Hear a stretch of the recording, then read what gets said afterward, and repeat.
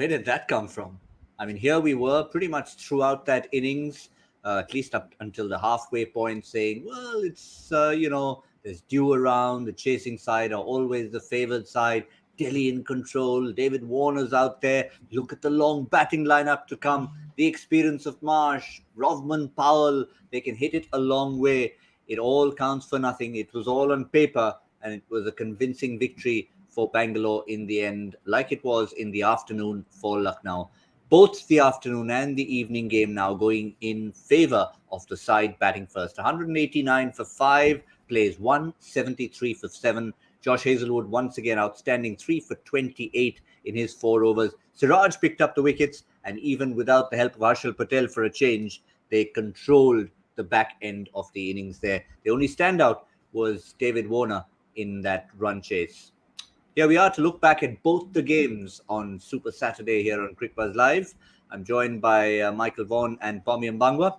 Michael, first up, let me throw this number at you, which you will well appreciate. 12 matches have now been won by the side defending. And of course, all 12, they were toss losers. Yeah, I just wonder when teams and captains and the analysts start to realise that actually, getting runs on the board does have its advantages as well. I mean, tonight I thought the dew was going to play more of a part, so I completely get why you bowl first on an evening game. But once you get a decent score, and I think of the RCB 4 wins now, this will be the most pleasing because they were out of it. When they had the bat in hand to start with, 6 overs to go in their innings, they were going to get 150, 160, probably max, and then DK produced a blinder of an innings. And then with the ball in hand, they struggled at the start. Warner and Prithvi came out and started hitting to all parts, and you thought, oh, wait a minute, the dew's going to play a big part again this evening. And then Hasaranga gets the key wicket. That wicket of Warner was such a big wicket because Marsh came out there, and it's his first game. He's going to take a game or two to get into his rhythm. And I'm sure many will be saying Mitchell Marsh cost them the game. And they could argue that that's the case. But that happens in the IPL. These players come in and play, and they've not had much practice, and it takes them a game or two. But the RCB team under Faf, they just know how to position themselves. I thought they were excellent in the field. I thought he was excellent as a captain, just subtly changing his bowlers at the right time. And he never, ever flaps. He never, ever loses his kind of calmness. He's always in control. He always takes advice. You can see him talking to the bowlers, senior players, and then he studies it himself and goes, okay, this is what I think is the best thing for us at this stage. He's a clever captain. And the RCB 4 wins now. We said before that they've got something going. They have something going that's different to what I've seen in the past.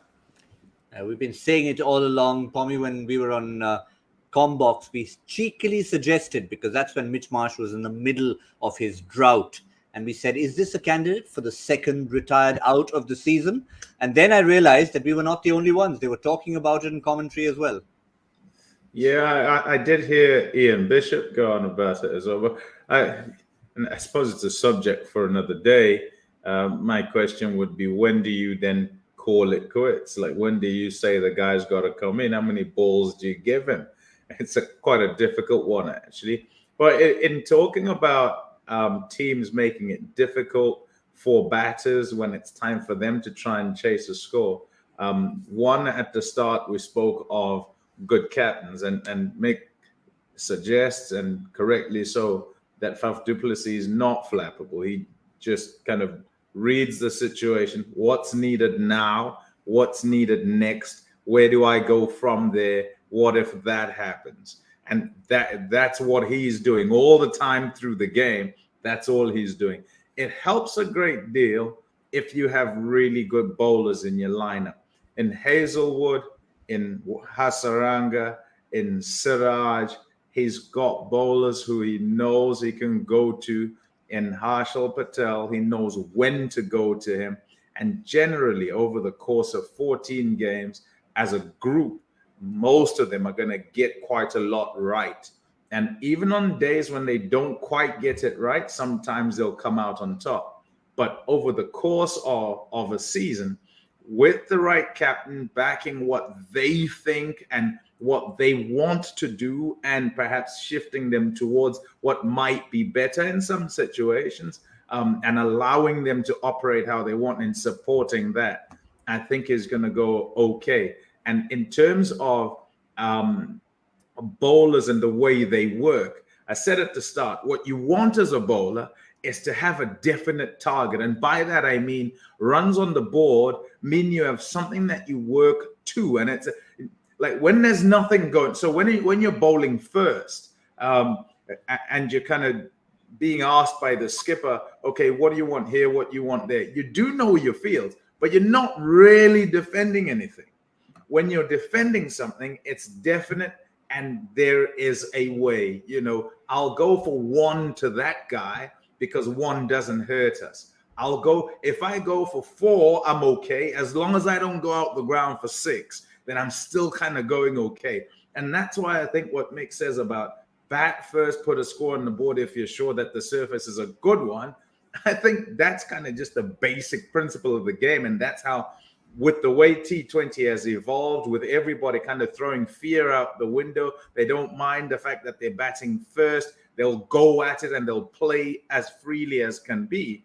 That's what you want to do. Bat your opposition out the game first up, rather than think of what might happen later on. So ideally, I think that's the way around you want to go. Well, let's see who's going to be the first one to blink. I know dew can be a factor, but it's not been as major a factor as we've seen with, of course, the chemical being thrown in, bit of roping being done. Let's look at the bowling that they put out there. They've always, or at least now with Hazelwood coming in, the 3 H's are always going to be critical. Hasaranga, Harshal, Hazelwood, and then lots of support from Mohammad Siraj and Shahbaz Ahmed. So they've done the job. Hazelwood picked up 3 wickets, picking up from his performance against Chennai. But overall, I think you'd have to say Delhi kind of lost their way. Just looking at Delhi, Michael, I mean, these are one of those games, it'd be fair to say that it was theirs to lose, really, pretty much, with Warner at the crease. Even after Prithvi got out, he'd given them a good enough start. Oh, yeah, and I think Ricky Ponting they were telling the team that, I think with the ball in hand, they had it. DK came out and played great, but didn't get it right. Didn't get the right angles, didn't bowl the right balls at the right time. Looked like they were flapping. You could see, we spoke about it at the halfway house, about Rishabh having to calm his bowlers down. That'll be something that Ricky Ponting speaks to his team about. And then with the bat in hand, they were controlling the game. Someone like Mitchell Marsh, he'll sit with them and try and get him to, if you're having a bad day and you're not striking, just get one. You got Warner at the other end who's playing great. So it doesn't need to be that you're thinking that you have to strike it every given day. If someone's hitting it terrifically, which was the case today in David Warner, just go out there, take your ego to one side and just go, 1. David, it's your time. And until you go, and then I might have to take over the mantle. But for this period, while I'm just trying to get myself into the IPL in this year's competition, I'll take the ego and I'll just go, okay, give you 1, and then I'll maybe catch up when I need to. That'll be an issue for Rick. Not an issue, but it'll be a talking point. But he won't panic. I don't think Delhi should panic. They're not far off. They didn't play terribly tonight at times. They probably were outstanding. You look at 50% of the actual game, they were terrific. They just got a few little things wrong, and in the end they came up against a side in DK that produced a fantastic innings and a captain in particular. I know we'll mention the bowlers, and we have done, but I thought the captaincy of Faf tonight was absolutely magnificent. And when you look at the game and you sort of try and figure out, okay, so what is the difference? And is there a point of difference where there is a player who particularly makes it entirely different from one side to the next? Whilst the Dinesh Karthik was fabulous, he was. But as sides, both of them kind of went to sleep or kind of were stalled by their opposition between overs 11 and 15. And in that time, a couple of key wickets. I think and on one side, I think we said at the halfway house, we said, we need a scenario where Rishabh gives confidence to Kuldeep to make sure that he has him for the rest of the tournament. He came in and he got a huge wicket. And that was the wicket of Glenn Maxwell, who had smashed him. And then on the other side, what happens is pretty much same number of runs. And I know 1 run is a big difference in the period over the course of the 5 overs. But essentially what happens is more wickets are lost, and there's a big wicket that's taken. And that big wicket kind of shifts the game. The guy who shifts the game, he's what, 1 for 40? I think he went for Hasaranga. So as you look at the game, you might go, oh, there's Hazelwood with a lot of wickets. And this is not to take anything away from him. He's done particularly well. He's bowled well. And it's kind of on the back of what happens there. But in that last phase, there are a decent amount of runs that could have been scored had they not lost those wickets in that time. So the separator is never particularly great between sides because the sides are decent sides. They've got good players. And it's just a thing here and a thing there that makes the biggest difference. Yeah, which is probably a little bit different if we were to shift our attention to what happened in the afternoon. Because here are a couple of sides. Delhi have lost, but they've not exactly plummeted to the depths of despair. They'll still know that they've got points on the board and they'll come back stronger the next game. Unfortunately, for Mumbai, this was the day. This was the Saturday when they were supposed to go and put it all right. Get the first 2 points on the board, playing in the afternoon. They've been in Pune for a while. They've come back to their home city, and it was meant to be played 6, 1-1, 2 points on the board. Wasn't to be. This is an actual points table. It's not a nightmare, Mumbai fans. You've got to live with this, unfortunately. Played 6, lost 6. And for Lucknow, they're right up there in the mix with Gujarat and Bangalore. Good to see the 2 new franchises, Michael, at the very top after that afternoon result. Yeah, I mean, they've both bought very well. They've constructed two really good cricket teams, and they've got some good people running the franchises. So no surprises there.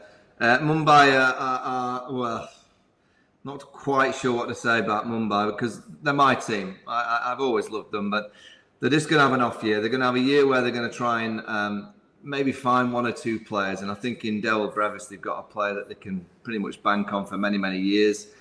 They did the deal with Jofra Archer. He's not going to be there this year, but again, that's good business going forward. Rohit Sharma's an issue. Rohit Sharma, actually, since he got the Indian job, has not really done that. He's done a little bit of that. And that'd be a concern for me that Rohit's not seen the Indian captaincy of a confidence boost for his game to go really up into the sky. They're just not thinking right. They win the toss, they bowl, and then Bumrah don't bowl up front to KL Rahul, who's been struggling. They're just not getting anything right. They're trying, they're giving it everything. They're probably tinkering a little bit too much, but I'm afraid Mumbai this year, we generally always know that they're going to come and they leave it late, but I think they're leaving it a little bit too late this year. Certainly is, but you've got to give credit to the opposition. Just like we talked about this game, the second game with the Hazelwood 3-4, you shouldn't forget a solitary wicket for Hasaranga if it was an important one. For Lucknow, it was their bowling that really did it for them. This is what we've seen. Avesh Khan, once again, outstanding. One of the finds of the previous season, 3 for 40. Dushmanta Chamira showed us some pace, even though he went for a few in that probably 1 solitary over. Marcus Stoinis, bonus wicket, Pommie. That was the one they needed. Chopping on early on was Ishan Kishan. So overall, I think their Lucknow bowling, which we predicted early on would be a point of a problem for Mumbai, lived up to it. Yeah, I mean, when you look at that bowling, I don't think if you're Mumbai, you're looking at the Lucknow bowling and thinking, oh, they're going to be able to restrict us, or they're going to be so. In light of that, it baffles even further the reasoning for sort of not deciding that, right, our strong suit is X, and X being batting. And we want to, blank canvas, and you bring your bowling, and let's see if they can stop us. It's the afternoon, so we're not disadvantaging our own bowlers by doing this and going and batting first. What we're doing is we're going to try and make sure that we put your bowlers under pressure to try and stop us from getting 200, maybe 180 is a good enough score on there, whatever. But today it looked a really nice pitch. And they didn't exactly fly off at the beginning. Now they actually had a bit of a look and then started going. And when they did, they were pretty difficult to stop. So could have been the same for Mumbai. They had the choice, could have decided that they would bat first, decided they wouldn't, and in the end got punished for that decision. And also, I mean, you got to give it to a guy who plays that well. KL Rahul's class. It really is. Season after season, even though he was with the Punjab Kings and they kept faltering just about everywhere, just about every season, he still, without fail, came out the top and as far as the orange cap stakes are concerned. So, yeah, class act and continues on. Yeah, and Michael, we were impressed with Faf du Plessis in the evening game for controlling things. You have to give a bit of credit to KL Rahul as well. Coming out, obviously brilliant innings, the hundreds done and dusted. Now he's got to put that out of his mind and sort out the next 20 overs as captain on the field. Yeah, he had a brief spell out. Looks like he got a bit of cramp, and hopefully that's all it was. But KL's the kind of captain that you never notice. He kind of just goes about his business. You don't really see him waving his hands around. You don't see him, speaking to too many players. He just gets on with his business. He's a quiet operator. He's one of those kind of characters that you have to watch because they kind of sneak up the rails. And with his batting, I just think he's a wonderful player. I just think he's up there with, right up there with the real quality players that you just don't mind watching. He makes batting look so easy. He's smart. He's clever. He's got all the different strokes, but he's the kind of model player that I just think all young players should try and follow. He's got a great, simple technique, uses that top hand, even though it's T20 cricket, he does use that top hand, which is great to see, but also brings in that bottom hand at the right time. He's a player that can play all the formats because he's got the foundation and the basics of the game covered. It's great to see. Yeah, I mean, Pommie, between the captaincy and the batting, obviously when a guy's made 100, you're obviously swooning about all the strokes he plays and the 360 without the tricks, as Michael said earlier. But really, as captain, he would be most pleased about the win.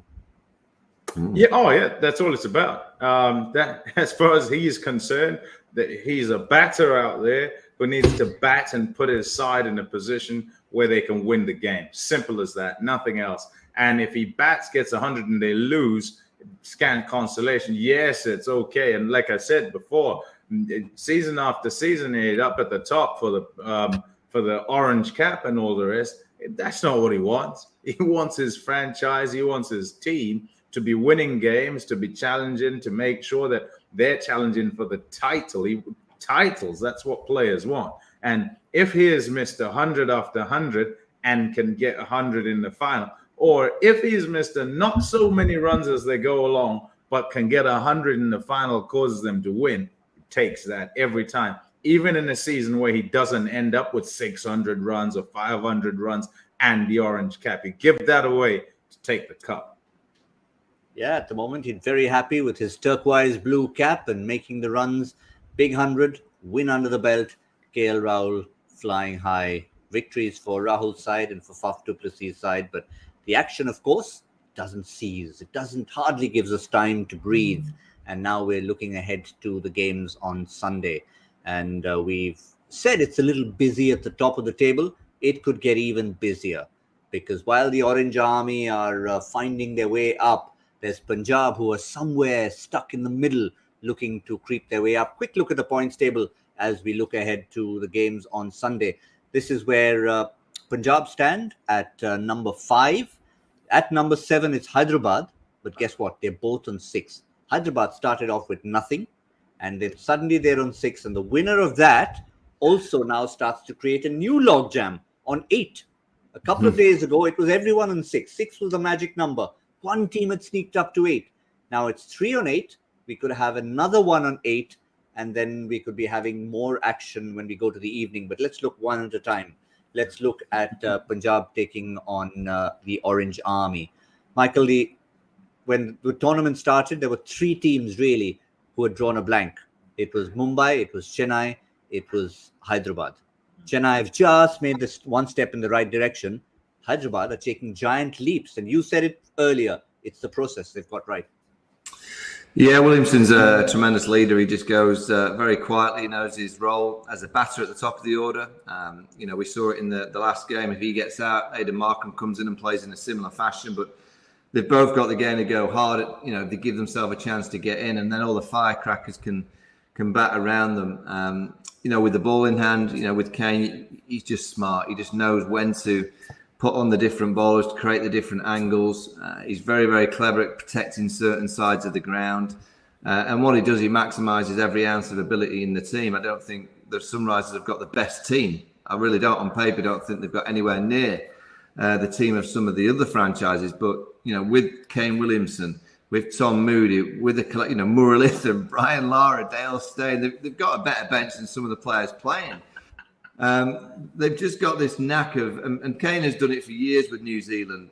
He's got a knack of maximising every ounce of ability and mentality in the team. And that's exactly what he's done. They've lost the first two and they've won the next three purely by playing good, basic, hard T20 cricket. Pommie, if you have a look at that, we don't think there's any need to tinker with the 11. They seem to be finding their feet. But if anything, before the start, they were one of the teams we were talking about. What did you guys do at the auction? You couldn't manage to somehow strike the deal with Rashid Khan, let a whole slew of players go. Williamson was your only retainee. Abdul Samad, another, he doesn't find his place in the 11. And then there was Umran Malik, again, initially expensive, but now starting to take wickets. Yeah, look, I mean, as a side, you look at them and you wouldn't say that's going to be a championship winning side. But in saying that, in Williamson, you have a captain who's smart.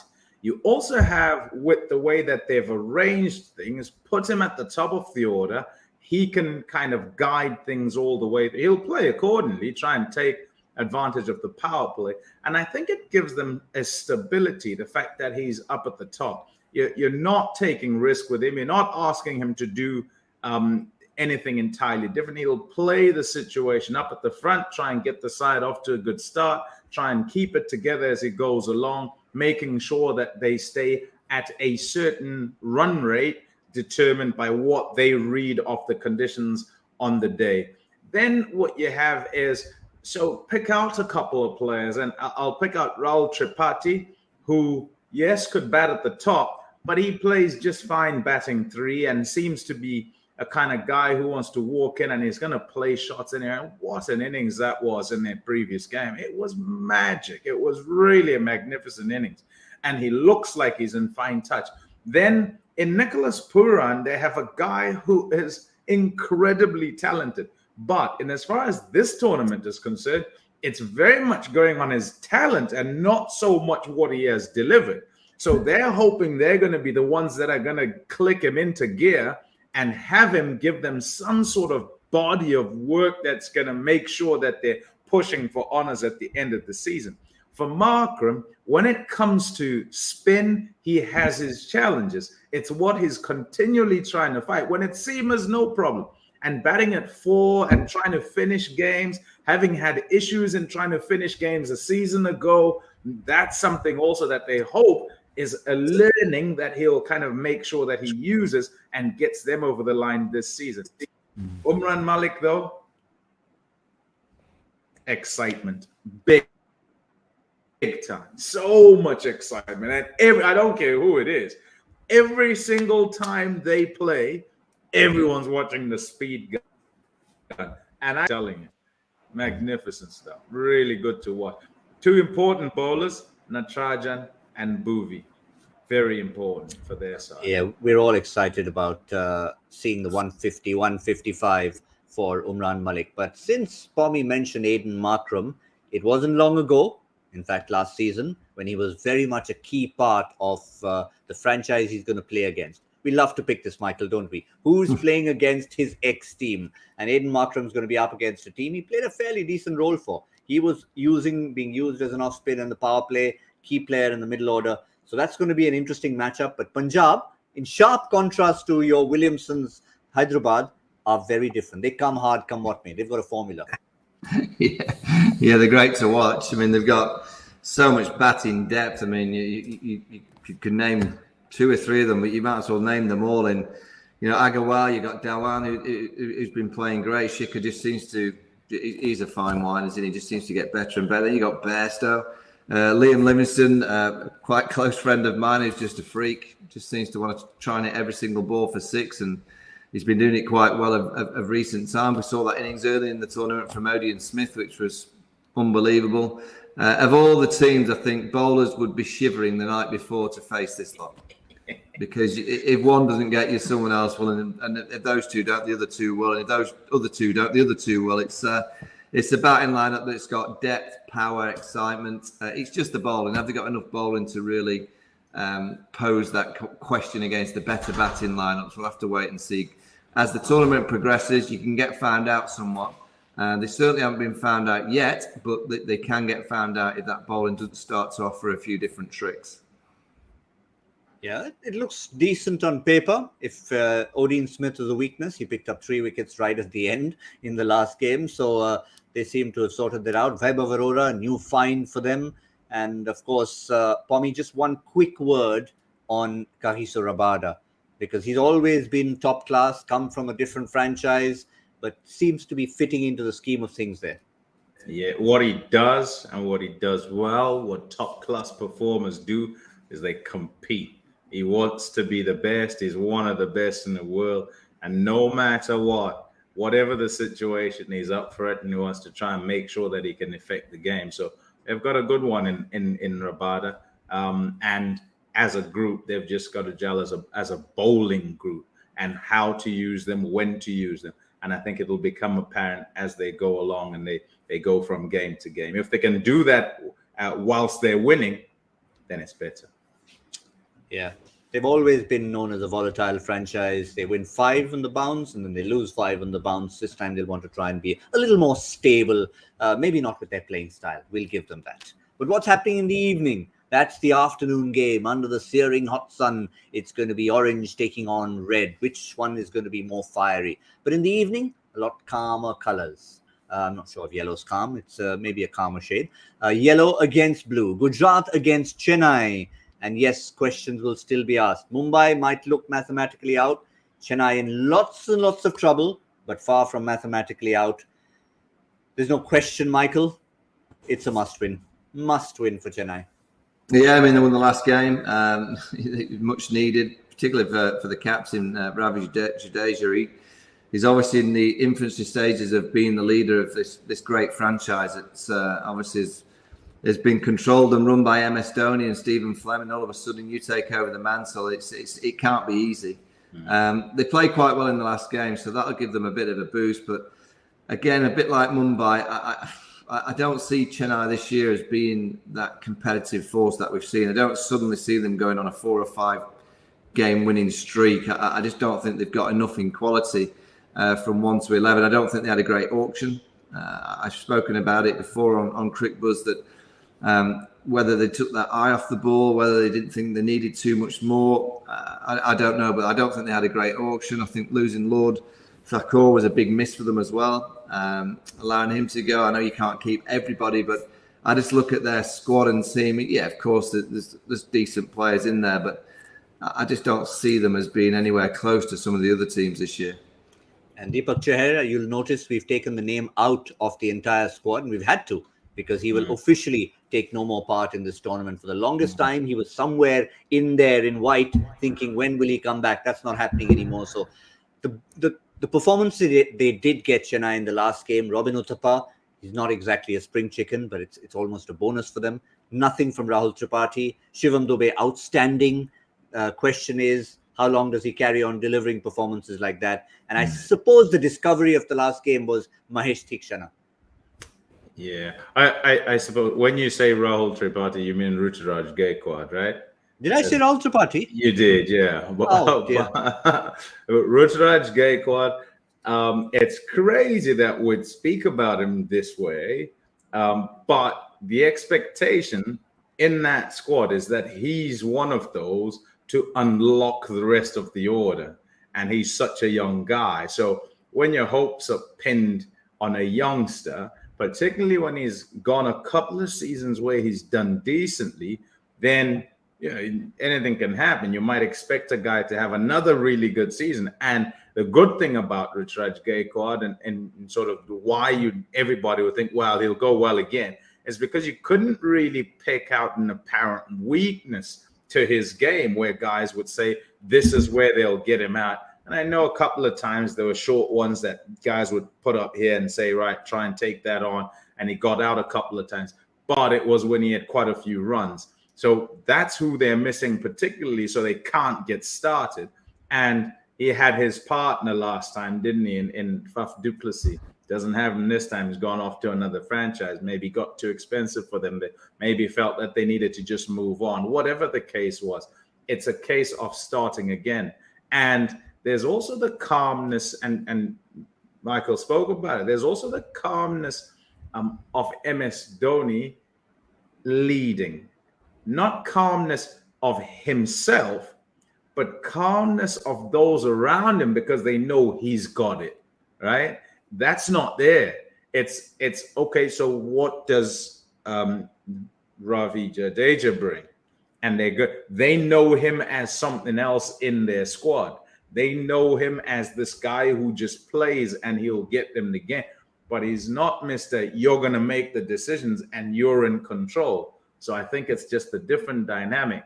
And that's going to take some time to bed in. And so makes things difficult for them, particularly if they start off as they have, where they've not won their games and things have looked, they've looked like they're just off the pace. Well, for Rituraj's sake, maybe I'll consider that a Freudian slip. The fact that I called him Rahul Tripathi, and Tripathi is in sizzling form. Go on, Rituraj, do us a Tripathi. Do us a Tripathi and see if we can do that. Oh, what's in a name after all? But in the opposition, Gujarat, one of the three teams we said who have got right to the top. New franchise, as Michael said, they bought well, they performed well at the auction, but that means you still have to translate that to on the field. They started out perfectly, then had a bit of a roller coaster, but looked like they're getting it together as far as their 11 is concerned, particularly, Michael, because I think that in the first 6-7 games of the tournament is where you want to pick out your best players. Yeah, I mean, they've got a good team, simple as that. I mean, they've picked really well. I mean, Hardik Pandya as the captain knows how to win this event. He's doing well. He plays very sensibly at number 4. I think the last game against, he was just smart and clever and hit it the right times. Shubman Gill's been a nice manoeuvre to the franchise. Obviously, a very talented player, but you know, at the top of the order, I just think he's a superb prospect. I don't think we've seen enough of Wade and Millie yet, but they'll, you know, come good. They're two good players. I just think that bowling attack, you know, you look at Rashid Khan, you look at Shami, you look at Lockie Ferguson, who had an off day 2 games ago and then got free for the day after. That's the kind of bowler Lockie Ferguson is. He's an aggressor, attacker, and when he comes good, you know, he'll blow some batting units away, which is exactly what you expect from your strike bowler.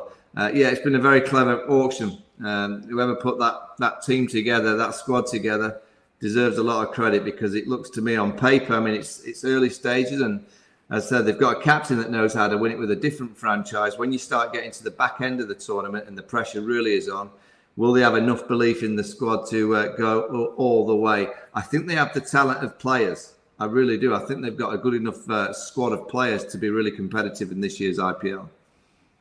Just 2 slots, Pommie, for you. 2 little slots to talk about, and we've talked about it on several shows. One is the extra fast bowler that they've rotated between Varun Aaron, Yash Dayal, Nalkande, lots of choices, and of course, Matthew Wade. How long does he hang on to that spot? Yeah, interesting one, because if you're thinking Matthew Wade off the park, you know, who would you go to? And I think that's the question they've got to sort of try and answer. Is it Ramanullah Gurbaz that you want to go to, or are you shifting to Riddhiman Saha? You want him to take the gloves, and then you've got to make another change as well. There's something else I think that we've got to speak about, which is Hardik Pandya fit? He didn't finish his over. He came off the field in the previous game. And he said it was just cramp. He said it was just cramp. He's put. You don't believe it? Listen to me. I believe what he is saying, but I still must see it with my eyes. Right? When it's cramp, you go back to your mark and you go again and you bowl and you're fine. Right? Maybe he thought it was cramp. Maybe it was cramp. Maybe he is okay, but it is still a question we must ask. And if it was cramp and he's okay, it means that he'll bowl in the next game. And he can bowl in the next game, and therefore there's no real need for the rotation of players, and the bowling group stays the same. But if he can't bowl, And then there's a question, because all of a sudden there's a link, there's a weak link in terms of who's fit bowler, sick bowler. Do you know what I'm saying? So to make up that fit bowler becomes a problem, and it becomes a weak link because teams see that and they can attack that particular bowler. It weakens your attack. So I think it's a big point, and it's an important thing for us to watch as we watch them play tomorrow. Yeah, fair point. Fair point. Enough people asked the question. I was just going by his quotes, but of course, he's also the first person at the toss to say, we wanted to bat first anyway, every time he gets put into bat. But Michael, fair point that Pommie makes. They do have a few people who can chip in. They've got Vijay Shankar, who's now come back into the side. We haven't seen much from him, but he's been used a lot in the past. There is, of course, Rahul Tewatia. And then they have the option of Dominic Drakes if they want to toss around between getting in Wriddhiman Saha as a keeper.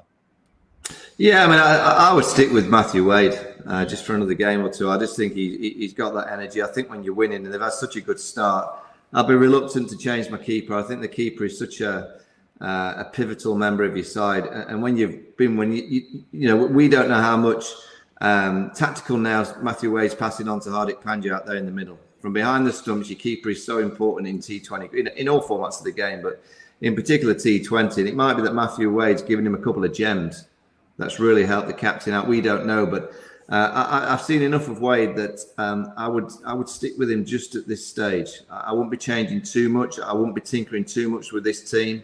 I just think they've got on a little bit of a roll. They've won some good games. It'll be a challenge tomorrow, as it always is. Every IPL game's a massive game because you're up against real quality. But they've picked well. They've had a good auction. They've got a good captain. They've got a good backroom team, and they've got enough in terms of experience and know-how to know how to win T20 games. So I wouldn't be tinkering too much. Yep, fair enough. In fact, the one good call we all remember is Matthew Wade pleading for a review when Shami had got a potential LBW and Hardik was like, nah, I'm not going for it. He said, you must go for it. And it was 3 reds. They didn't go for it. So he's contributing from behind the stumps. And then they went against him. In the previous game, they went against him when he said, nah, I think that's pitched outside leg.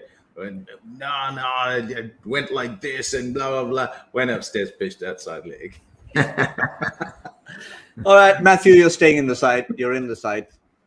Wriddhiman and Ramanullah, you'll have to wait for a bit. At least that's our verdict from here. One quick glance at the points table before we wrap up with our joy factor question. That's what it looks like before Sunday's doubleheader.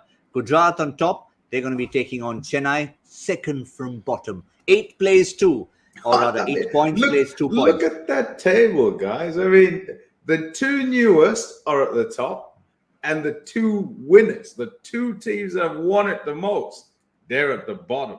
Who would have thought, eh? Yeah. Well summarized, Pommie. 9 titles, stuck at the bottom. No titles, in fact, not even a single appearance in the tournament, right at the top. There's competition. In fact, you can add a third there to make no titles. If you look at number 3 as well, by the way.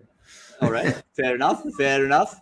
Oh, Pommie's looking at every little detail there. But that's what we've got to look forward to. Just a little detail. And that is our joy factor question that came ages ago, middle of the afternoon, just after lunch. We asked you, and this was the question, quick reminder, which distinguished person not associated with cricket actually witnessed the last test held on a matting wicket? I'm trying to think how far back we've got to go, but let's get the answer in. Aha! Distinguished, it had to be someone not connected with the game, the way he said it. Dwight Eisenhower, President of the United States, witnessed the matting test match at Karachi in 1959. Well, that would have been quite an occasion there. Wow. I wonder if you could have Googled that, actually. I don't know what you'd have Googled to get that. I suppose that's what he does. He's got to try and make sure it's ungoogleable, right? I don't know if that's a word, by the way. That is the attempt. That is the attempt. So there are 2 ways of getting questions like this. One is get on Google, and the other is subscribe to Cricbuzz Plus, watch retro reels. That's Joy's speciality. And he goes back in time. He goes way back.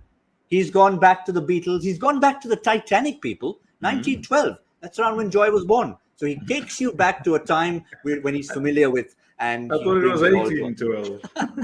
18-12. I'm so glad he's not listening. We love you, Joy. We love all the questions. But check out Retro Reels. It's great fun. And we've got some great stories coming out of there. Quick one. Who's the winner? Who got that? What era are you from? We're not quite sure. But our winner is Rishi Rukhiana. Well done, Rishi, for spotting that. Dwight Eisenhower, 1959 at Karachi. The last, non-cricketing person in a sense to witness that matting test match. That's all we have here. We've had 2 busy games on a Saturday. Lots more to look forward to on Sunday. And just about time to say thank you, Michael Vaughan. Thank you, Pommie Mbangwa. And we'll be back bright and early, if you call it bright and early, middle of the afternoon for Super Sunday. That's all from Cricbuzz Live.